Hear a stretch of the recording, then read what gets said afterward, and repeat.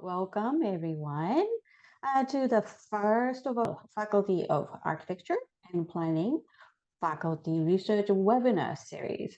My name is Mikiko Terashima. I'm an associate professor at the School of Planning, and I'm an associate dean of research at for the faculty.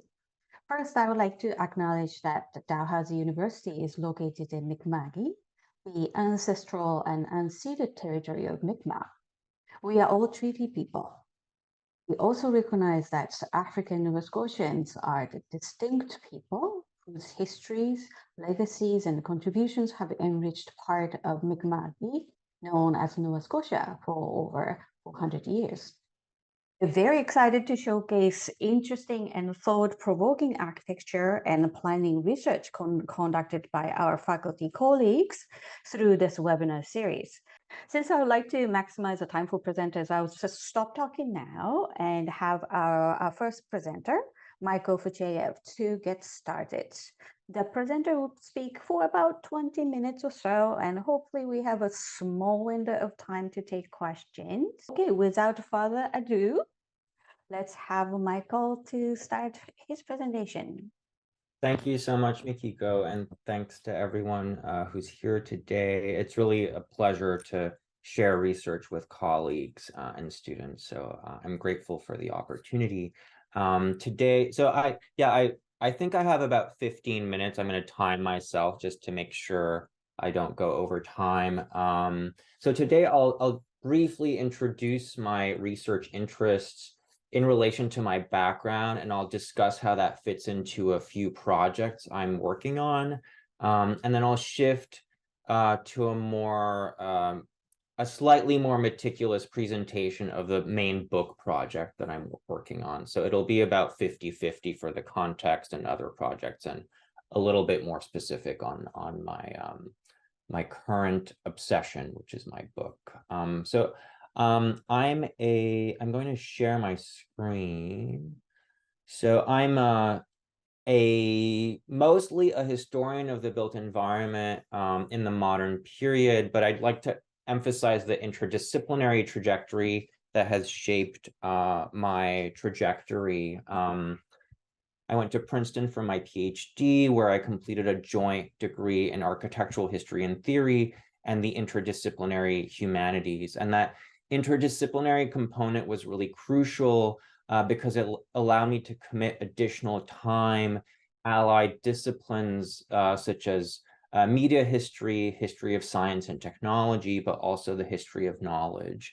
And this shaped my understanding of architecture and the built environment, generally thinking about them in an expanded way as something linked to other media and technical systems, in the sense that a lot of spaces are designed by architects, but many more are designed by non-architects or different kinds of individuals who address space and matter in other interesting ways.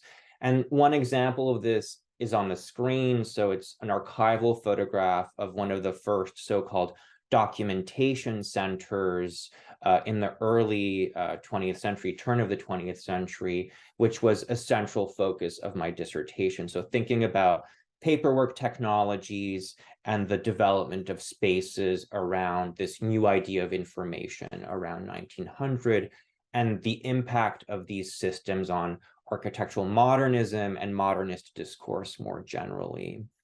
And so in my work at Princeton, this encompassed also a larger investigation about what intellectual labor is and what information is also as a concept. So information is always historically specific, and it means something different today than 100 years ago, even though we have various kinds of information technologies that span this century plus of time. So this experience led me to,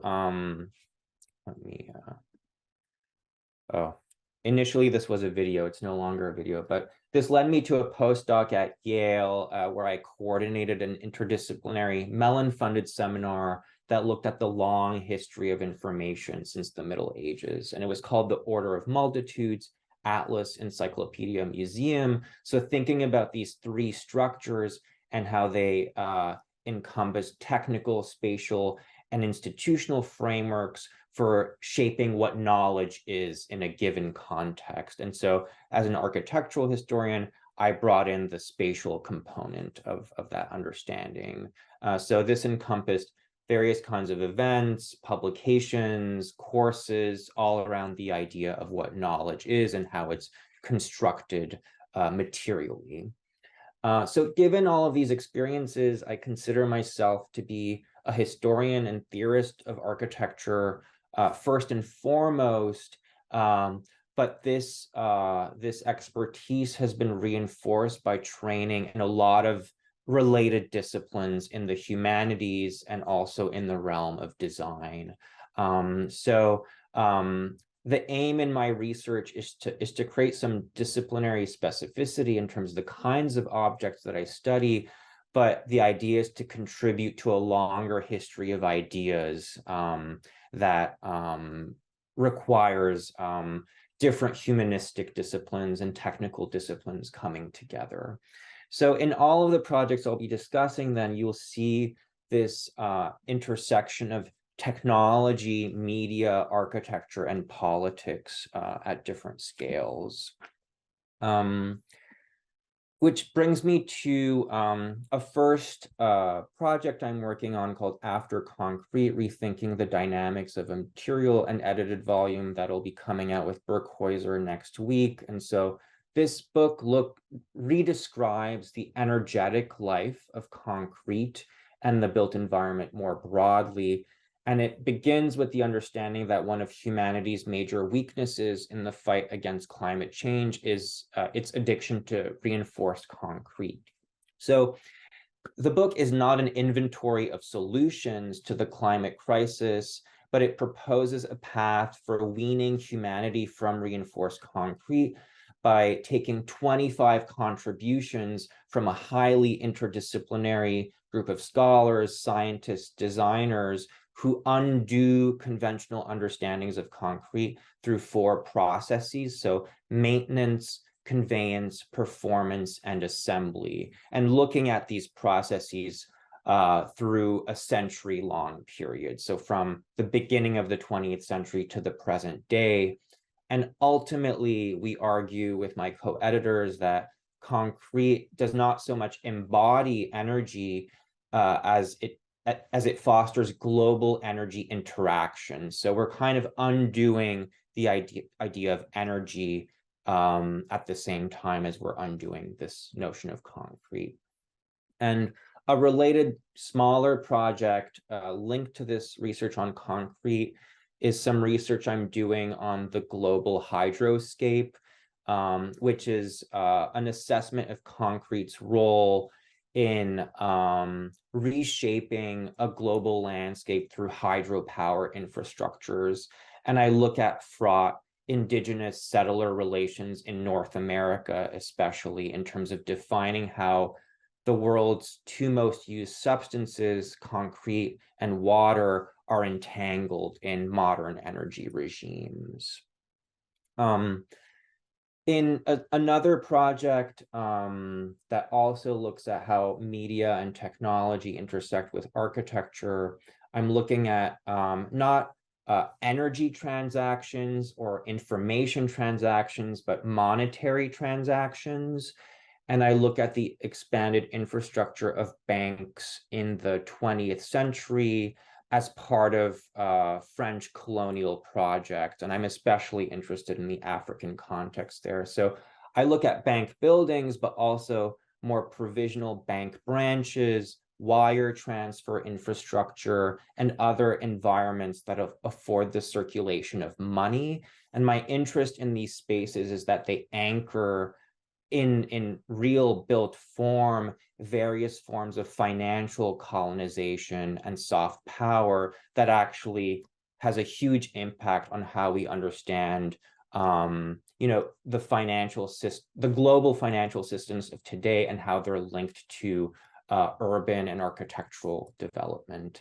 And this project on banking has led to another edited issue of architecture beyond Europe that will be published at the end of 2024. So this encompasses my own research, but also larger editorial projects.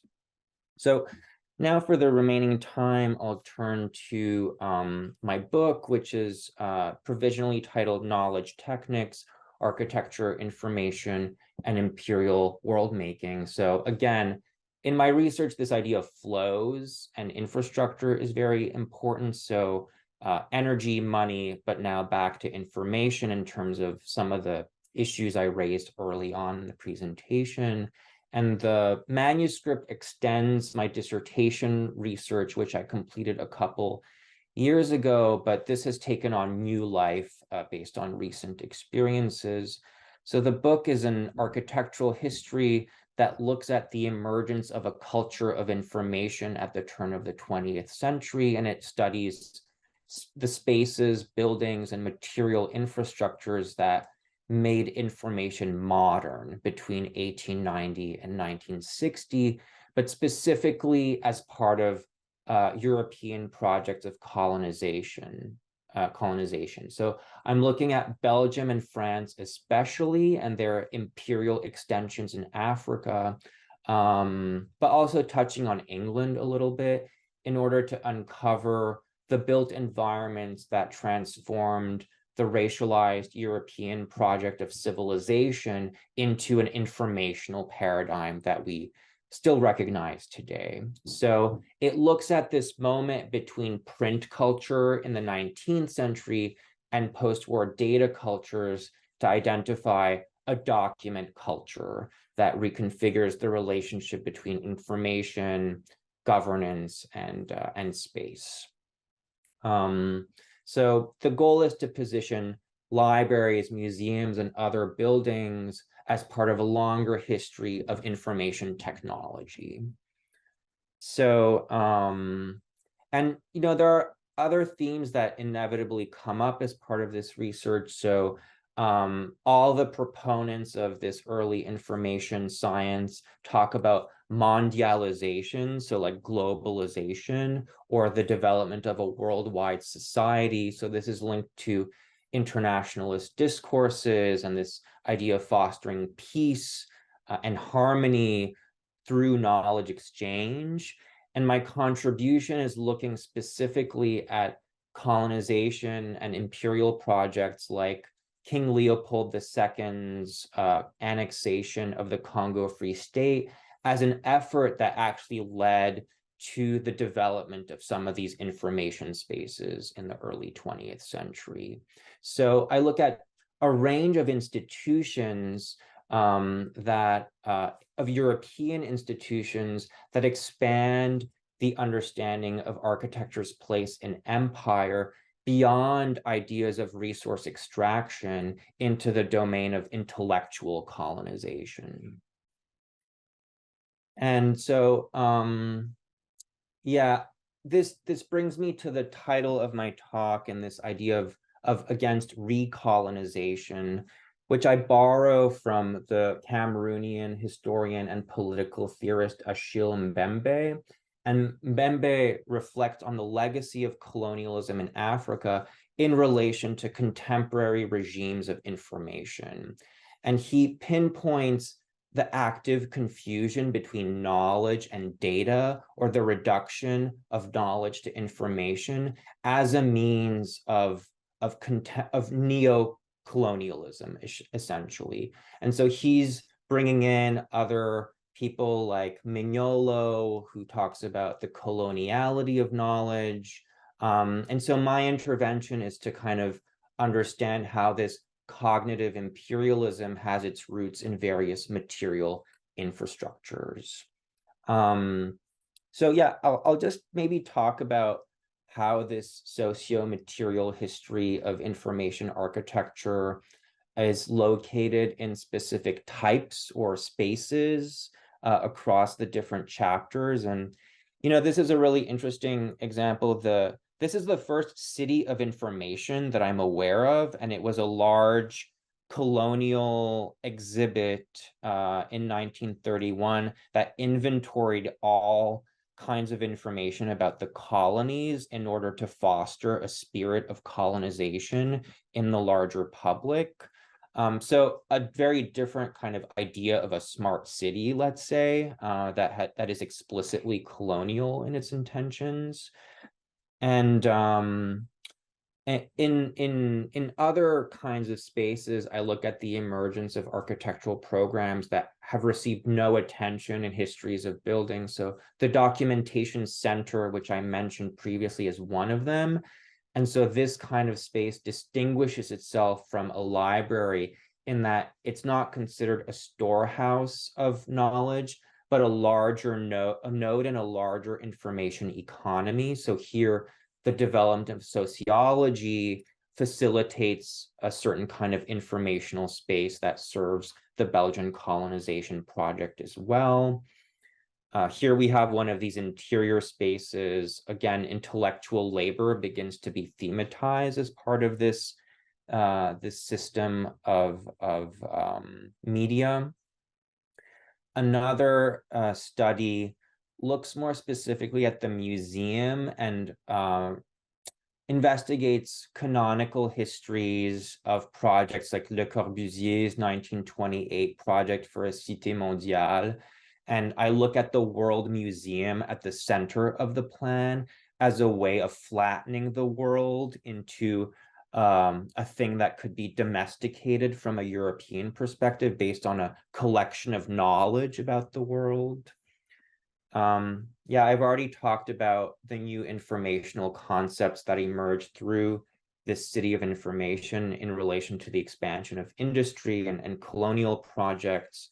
But this extends to other more industrially aligned spaces like the Maison de la Chimie in Paris, which was meant to develop a kind of interdisciplinary understanding of science through new information technologies as well.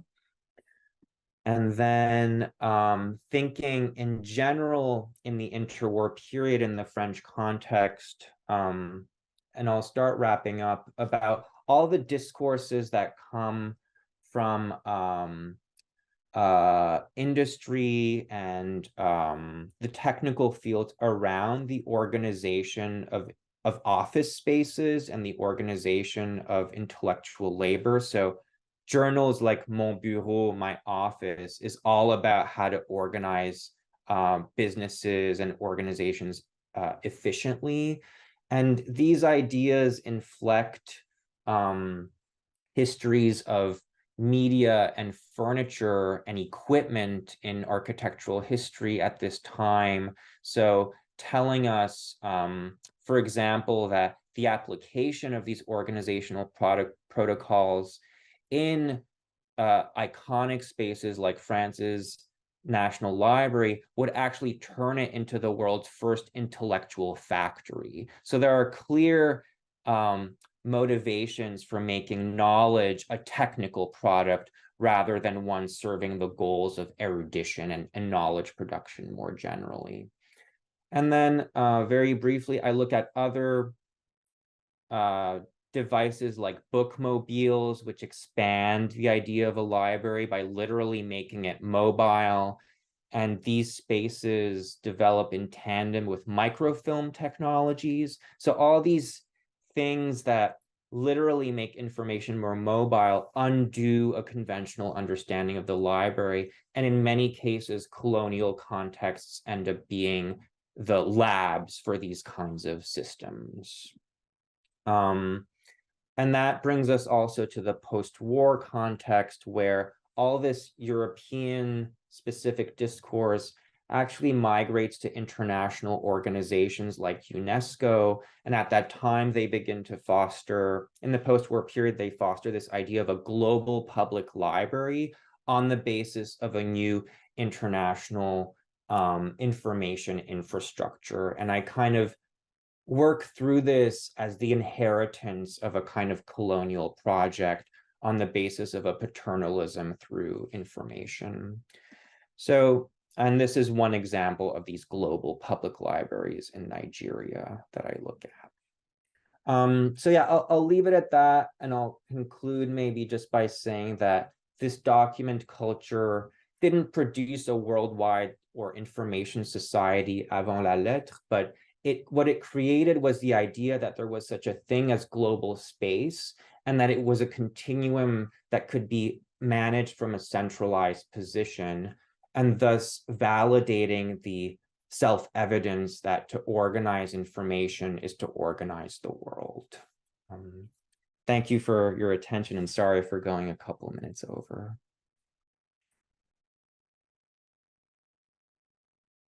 Thank you so much, Michael. That was a powerful idea and a really intriguing talk. It was fascinating. Okay, so I think I'm going to just see if we can curve out a little bit of question at the end of the session, and say, in the meantime, everyone is welcome to just type up any comments and the question to Michael as well. Thank you very much. That was really, really interesting. Good starter for this series. All right. So next, Chad is going to present his work. Okay, thank you, Makiko, and thanks, Solange, for organizing this. I think these kind of events that seem like they're on the rise, that bring architecture and planning together and have us know each other. I just sent an email today about a mixer. That sounds fun as well. So yeah, very, very much appreciative of any chance I get to learn more about what's going on in architecture, and hopefully we can do the same over here in planning. So yeah, for those that don't know, I've been here a year, so hopefully you've seen my face at least online, if not in person. My name is Chad Walker, assistant prof in planning, of course.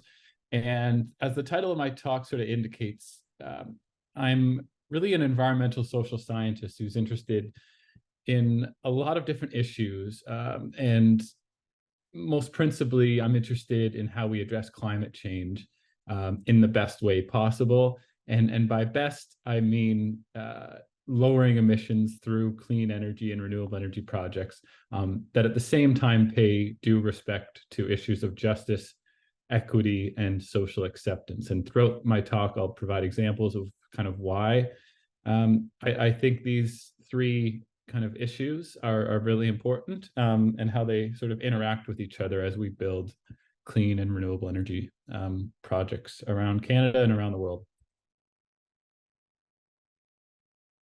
But first, as Michael did himself, I'd like to give kind of a brief academic history of where I've been. And like many of you in the talk today here, it's a life of academia that's taken me to several different universities, including 2 in the US, 1 in the UK, and 4 here in Canada, before finally arriving here at Dalhousie for a faculty position. And along the way, I've also been very fortunate to work with and for some amazing organizations over the past decade, including Health Canada, the Canadian Wind Energy Association, now the Canadian Renewable Energy Association, which quickly that's dating myself by saying CanWEA, Toronto Renewable Energy Cooperative, or TREC, as well as I served as my most interesting position. I served as an expert witness in a legal case in the town of Swanton, Vermont. But before all that, and before I kind of became the social scientist I am today, in 2006, so we're talking 17 years now, I was sitting in a first-year biology class and became really suddenly interested in the impacts of climate change on terrestrial ecosystems. I still remember quite clearly running experiments with grasshoppers, such as the one you see there, where I would change the temperature and soil moisture and humidity to mimic the conditions of a warming planet, and to see how the grasshopper is essentially adapted or did not adapt to the changing climate. And spoiler alert, they didn't enjoy it. It was then I became really clearly interested and concerned with climate change. And to me, I saw a clear disconnect between what I was learning in climate change science and what we were actually doing in terms of policy and planning approaches to actually solve the problem. And that disconnect, of course, is made even more clear today, given the urgency of the problem and as well the impacts that we're seeing in places including Nova Scotia here over the past year.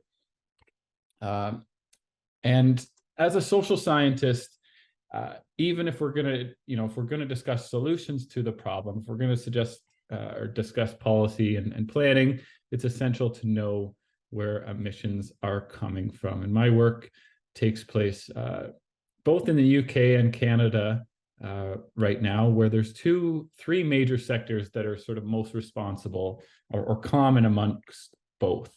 And if this was a Jeopardy question, this would be one of my dream Jeopardy questions. I'm sure we can all imagine dream Jeopardy categories.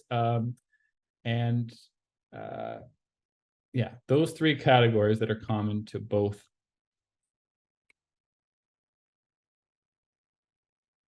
Canada and the UK are electricity, buildings, and transport. In Canada, this graph you see on your slide or on your screen is obviously of the Canadian context up until 2019, where oil and gas is one of our highest, if not the highest, right behind transport sources of emissions. That's kind of unique somewhat to the Canadian context. In the UK, it's really electricity, buildings, and transport, or EBT, that really stand out and that my work kind of takes place within. We also see EBT, or electricity, buildings, and transport, as being the three major sources here in Nova Scotia. Many of you, I'm sure, know the province is still heavily reliant on coal-fired energy to this day. And transport and the way we heat our homes, also very important as well. So what can we take from these graphs and these figures and these trends? Well, to me, it shows a clear and urgent need for energy transitions, from the ways in which we generated energy to the ways we get around town, to the way we heat our homes. A lot needs to change, and it needs to change quickly. But change is hard, of course. I'm sure many of you study change in one way or another. I know from studying energy transitions that people are often scared or afraid of new ways of generating electricity, for example. And these fears aren't totally unfounded. In fact, they're often made worse by top-down and exclusionary sort of policy and planning processes that may speed up development and addressing climate change in the short term, but can generate a lot of problems down the road. As an environmental social scientist, specializing most broadly in these kinds of energy transitions, I like to work in a few different spaces, but I kind of have 6 main kind of research programs or areas. Today, I'm just going to have time to speak about one of them, what I call the social acceptance of wind energy literature. It is kind of my most developed. It was sort of my first love in academia, going all the way back into my master's degree, and continued on throughout my PhD. And I'm kind of coming back to it now, now that I'm in Nova Scotia, and Nova Scotia is moving towards more onshore and offshore wind. So I'll have time to kind of briefly speak about some of my published research in this area, and provide kind of larger context around what I'm speaking about as well. In all of these research programs and research areas and research projects, I lean into both qualitative and quantitative approaches, including some studies that engage with both, and so mixed methods approaches. I like to sort of lean on the advice of geographer Susan Elliott from now the University of Waterloo, who wrote a famous paper that was drilled into my skull in grad school. It's called "Let the Question Determine the Method." And I'm kind of yelling that every day, I think, in my research methods class that I'm teaching to planning honors students. This work broadly is also sort of embedded within longstanding environmental justice and relating energy and related energy justice literatures. In particular, I'm really interested to study how elements of procedural and distributive justice through low carbon development can really shape outcomes we see, outcomes of all kinds, including equity and support for local projects.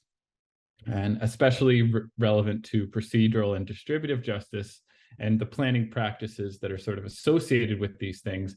I often used Arnstein's ladder and Davidson's wheel of participation to help map and assess what energy and climate planning and policy and development looks like on the ground. So my first research profile, the only one that I'll have kind of time to speak to here today, across the world, including both in the UK and Canada, wind energy is one of the most promising solutions if we want to reduce emissions in our electricity sector. So the E from EBT, of course. Costs continue to decrease and the size of turbines continues to grow. Yet in these same countries, we often see wind energy facing enormous backlash in communities that are often forced to host them. We see this kind of opposition play out through protests like the group that formed in Ontario, geez, nearly a decade now. Ontario has been a hotbed of opposition to wind energy, and thus was the focus of a lot of my work in graduate school at Western University. And this backlash, of course, is creating a barrier to developing more wind energy, both in the onshore and offshore context. Simply put, my key research questions in this program is first, why do people hate wind turbines so much? Why do they oppose them? And relatedly, and I think this is the more important question, how can we write policy and develop planning processes that help us to avoid this problem and lead to, more just, more equitable wind energy development? I've attempted to answer these questions through a collection of articles and book chapters, largely centered around a combination of interviews and surveys with local residents and planners and politicians and community groups across Ontario and in Nova Scotia. In terms of answers, it's a really complex story, as we could probably all say about all of our research programs, but the key factors that are most responsible for shaping anti-wind movements are connected with elements of environmental justice and energy justice. And in particular, we are finding themes of procedural and distributive justice, or fair decision-making and fair kind of degrees of benefits and risk have a huge impact, and energy policy should reflect this by allowing or even mandating more community ownership and more community control in renewable energy programs. My work has shown in particular that procedural justice has the biggest influence on acceptance of local wind energy. Our multivariate regression analysis has shown this, but so do simple descriptives like this one, where we see when we compare responses in Ontario and Nova Scotia, we see 3 times higher level support for local wind farms in Nova Scotia, nearly 80% supportive of their local wind farm compared to about 27 in Ontario. Almost conveniently, we also see 3 times higher levels of support or approval of the way turbines were planned and built in Nova Scotia. Over 60% approved of the process in Nova Scotia here. But what does this mean in terms of people's actual experiences of planning processes and development processes? Well, in Nova Scotia, through a lot of this work, we heard mostly supportive voices. Even when I pushed for instances and stories of procedural injustice or cases where people's voices weren't heard, all Dan, who I interviewed, can remember is when a local resident who was vacationing in Australia at the time was having trouble participating because of a poor internet connection they were having in Australia. So they were having a tough time connecting to the open house near Windsor, Nova Scotia. So yeah, that's kind of, and that wasn't, entirely the case across Nova Scotia, but mostly people were supportive of the way things went. This was very different. This was a very different story in Ontario. Not only were people's voices not being listened to or acted upon, but residents were often, told us they were given false hope, and that they participated. They, shared their voices, and nothing was really done without it. With that participation, which really sort of twisted the knife. David calls it a waste of time, and there's nothing they could do about it, and that it was so frustrating. And these kind of findings really hammer home the point, I think, what Arnstein was talking about when she wrote that there is miles of difference between the empty rituals of participation and having the real power to actually affect the outcome. Looking forward, I hope to really use a lot of what I'm seeing here and a lot of the frameworks in which I'm studying with, to study other issues. So the past 4 years, really, I've been studying the connection between Indigenous-led renewable energy projects and clean energy projects, and the opportunity for these kinds of movements to advance reconciliation goals at the same time. So truth and reconciliation, and the calls to action associated with that. And this is a growing sort of literature that I'm engaged with. And also, I think people are taking note outside of academia, of course, as well. Indigenous communities and businesses and utilities all over the country are really taking note of this.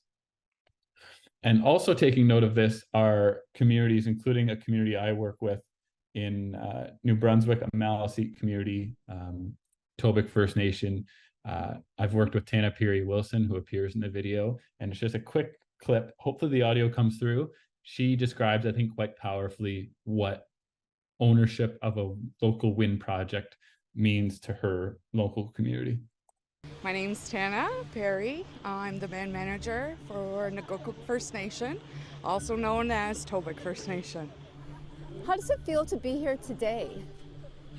It's a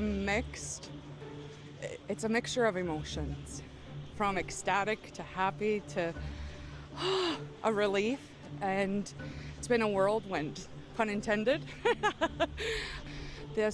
This revenue is going to go back into our community and feed those gaps that are there now and allow us to flourish and say, now we can put a housing plan into place that's going to fit the needs of our community. We can now put a water treatment plant in place that's going to fit the needs of our community long term for the next 30 years. My name's So yeah, not only did Tana's kind of goals and what she was speaking about there, a housing plan, come through. They have built new housing, very efficient, very modern, high standard housing in a new subdivision that they built. But they also sort of parlayed the ownership and the revenue that came from the ownership of their first wind energy project into majority ownership in a second wind energy project, which will just help the community even more and fill those funding gaps that exist in nearly every First Nation across Canada. I'd like to close out with a little bit of reflection on, I think, why is this so important? The larger context in which my work sort of lies around justice, equity, and support for local projects. We know that a lack of local acceptance means that there's inequities and levels of energy and justice occurring. And that, of course, is problematic in and of itself. But even if you're only interested in climate change and lowering emissions, which I doubt many people are in this room, but even if you are just an emissions person, this kind of injustice and lack of support can lead to less of these projects actually getting built in the first place. Most notably, we can see this through the election of politicians who dismantle important climate change and renewable energy policies, including Conservative leader Doug Ford in my home province of Ontario, who in one of his first moves canceled, I believe, 758 renewable energy projects, many of them with First Nations ownership, and one wind energy project that was half built.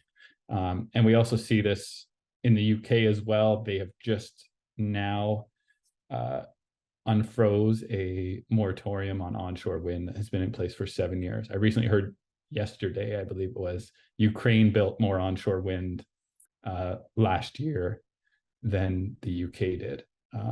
And so how we build these things and the opposition that grows to these kinds of projects really is a telling story, and yeah, really important, I think.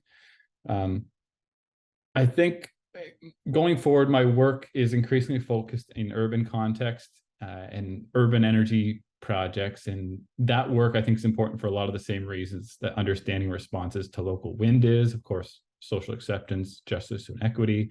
However, I think a lot of this is made even more important because these kind of urban-based energy projects are in such their early sort of days.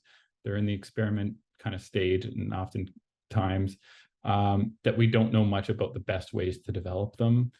Such huge changes to energy systems are also important, of course, during a post-COVID-19 recovery and building back better. And of course, as the invasion of Ukraine has showed us, the need for energy sovereignty and kind of energy autonomy through renewables can really help in terms of geopolitical stability, moving away from oil and gas that Russia's economy in particular is so dependent on, can really help us.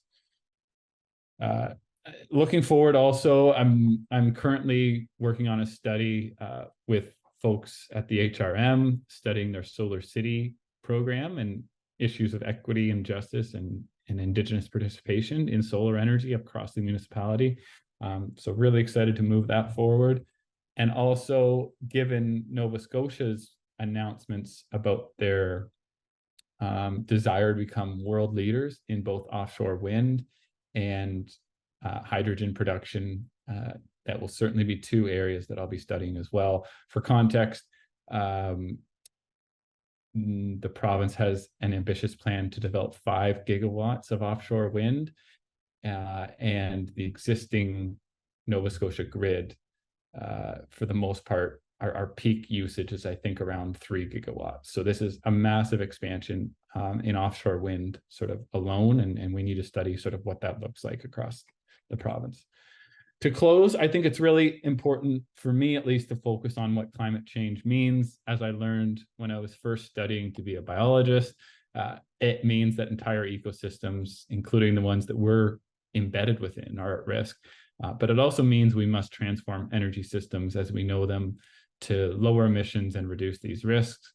However, at the same time, we have to recognize that the changes are not always entirely positive, and that some segments of society are likely to be worse off, and perhaps, translate that being worse off to voting against climate policy the next chance that they get.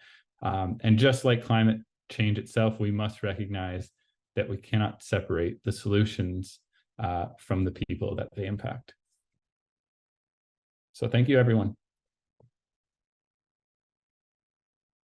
Great. Thank you so much, Chad. That was equally interesting and very, very intriguing. Well, we could not have picked more different research projects and the presentations, but also, it strikes me this it's interesting. There's still common thread between the two. It's about in the background of all what you're studying. It's about the wrestling between the structure and agency, and the power negotiation, which is constantly moving, this way and that way, and also the shaping of information as a tool to make those negotiations. I thought it was really intriguing. I would like to open up, we have a little bit of time. If it was, probably, that topics are very interesting and new to us, and maybe we are still simmering of what the presenters were talking about. So I'm not sure if you have a particular specific question you can ask, but let's try it. Michael, is that a hand for question to chat? Great. Yeah, if no one else has a question right now, I can get the ball rolling. But I really appreciated Chad's talk. It's great. Yeah, I don't know, Mikiko, is there someone else who's in line right now? I don't see it, so it's okay. Yeah, I find your work so important and interesting, and I'm especially interested in this like term energy transition. And I guess I wonder, what does it mean for those things to be paired, or to think of energy as one thing and transition as another thing? And so this isn't the first energy transition, moving away from coal to other fossil fuels, for example. And this is the second electrification. So the early 20th century was a first moment of electrification. And then so there are specific politics around energy and specific politics around social transitions, let's say. So if we think of like school desegregation or other sort of socially based issues. And I wonder, in your research, how do you have to manage the two separately at a certain point? Or like, what tools do you use to bridge the energetic and the more societal issues around transitions, which may just be stubbornness or conservatism? And I think there are slightly different questions maybe that emerge in those two things. And maybe to tie it back to your work with indigenous groups, that's where like reconciliation is a whole social and political endeavor, and it's being paired with some energetic idea of a transition as well. So that's an interesting kind of conflation there. Yeah, great question, Michael. Thank you for that. So I don't typically separate energy from transitions explicitly from the top. But what I do, and I think this gets a little bit to your point and your question, is I use a framework called the 4Ds to describe energy transitions. So a lot of us working, especially in urban spaces, are recognizing that energy change means decarbonization, it means decentralization, it means digitalization, so more smart technology getting engaged. But most importantly, I think, to my work, and especially issues of reconciliation, is the issue of democratization. So democratizing energy systems. And there is oftentimes a feeling that making energy systems more local and making them decarbonize, so putting rooftop solar or building more wind turbines or EV infrastructure, means that local interests and local people, including First Nations here in Nova Scotia, are going to be sort of in control and benefit from that. But that's not necessarily the case, right? You can decarbonize, you can decentralize, you can even digitalize, but the power still lies with Nova Scotia Power, right? Or provincial utilities or businesses around the world. And so that's, I guess, how I slice energy transitions. And I find that really, really helpful. A lot of my students and myself continue to work on democratization of energy and not assuming that local communities are going to benefit just because of the broad kind of trends toward energy transitions. Yeah. Great. All right. Is there any? Oh, okay. I have a hand from Catherine Bernard. Catherine? Yeah, it's a good question, I guess, for maybe both of you can answer it in different ways. So I guess I'm based on your Michael's question and Chad, your answer. I wonder if there's also a bit of unpacking that could occur that would be helpful in thinking about how we look at history, environment, and how we engage people in those things. So placing these larger infrastructures, let's say, in place anywhere has implications both in environmental and social realms, I say. And I think it's important to understand those correlations, both historically and currently and in the future, right? So what modes of operation would that mean, I guess, in terms of understanding and implementing those things, so in a way that's equitable, if that makes sense? Do people understand what I'm saying? Do you understand what I'm saying? Trying to ask.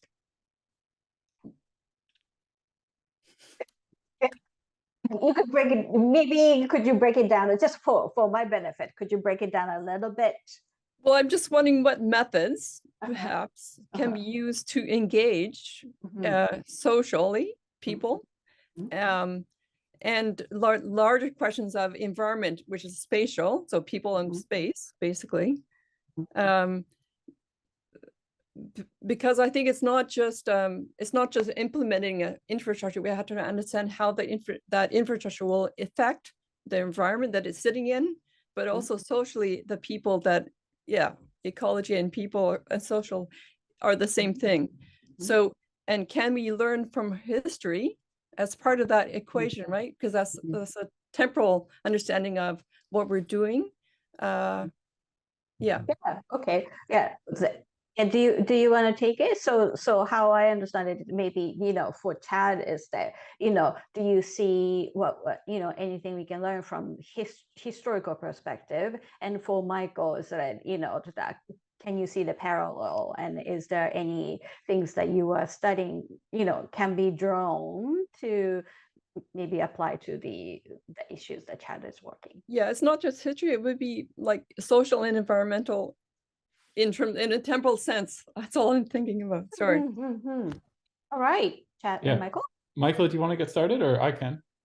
Yeah, I just have a brief remark maybe, and as mostly a historian, I think I'm interested in like the larger systems of governance that allow for a certain infrastructure to come into play. And that comes with certain ideas about like what society or culture are. And then like learning from, media historians and other people involved in infrastructure studies, there are really interesting counter perspectives that emerge when you look at like what's happening on the ground historically with those systems. And like Brian Larkin is one really interesting person who, looks at radio in Nigeria to tell a kind of counter history and a kind of a counter anthropology of that medium. And in that sense, there are like really productive misreadings or misuses of a larger infrastructural system that are perfectly adapted to the kind of community that's there on the ground. So, I mean, in my own research, I have rarely done work with, people on the ground. And so I rely heavily on archival materials, which tell one side of the story. So it demands like a specific way of projecting into those other ways of looking at media and infrastructure and space, I guess. But in Chad's work, I think what's so powerful is that like it's not only interesting to work with indigenous communities, but like essential, like it can tell us a really different understanding of environment and energy and what it means based on social and cultural values. So I don't know if that answers your question, but maybe I'll hand it over to Chad. Yeah, just a brief kind of comment. And I guess historically, I'm not a historian, first of all, so that's the preface. But I think we can look in some of my work looking at renewable energy projects. If we're looking at sort of the ugly history of renewable energy projects and indigenous communities, particularly in Canada, we can look to the development of large-scale hydro. And we don't even have to go back. This isn't a historical thing. Like we've seen this with Muskrat Falls in Labrador recently. We've seen it with Site C in BC. We continue to flood indigenous territory in the name of low carbon energy, in this case, hydro. Some in the literature I sort of work in call this low carbon colonialism. We see this across a lot of South America, the flooding of land in the name of climate change, in the name of hydro energy, continues to sort of play out. And so that's partly why we've wrestled with the idea of hydro power not being a clean, it's renewable, of course, but not being as clean as other things like solar and wind that allow for indigenous communities actually to own, be in charge, and have a say in whether or not these projects sort of get built. So I'd like to sort of use that thinking going forward. And speaking to this point about how to get things done in the right way, which seems to be your point kind of socially, your question socially, mandating or creating policy that mandates community ownership and community control over renewable energy projects is one way to ensure that voices are being heard, that consent is there. And politicians don't always like to do that. Developers don't often like to see these kind of policies in place, but oftentimes that's the best way to move forward. Okay. Unfortunately, we are running out of time, so I'm gonna have to stop. But we are off to a fantastic start with these, wonderful presentation, and this is the thrill of being a researcher and really learning from other scholars' research works, and it was fantastic. Thank you so much for being the first brave presenters to kick off the series, and I hope everyone has enjoyed that presentation, and those who couldn't make it get to watch it later.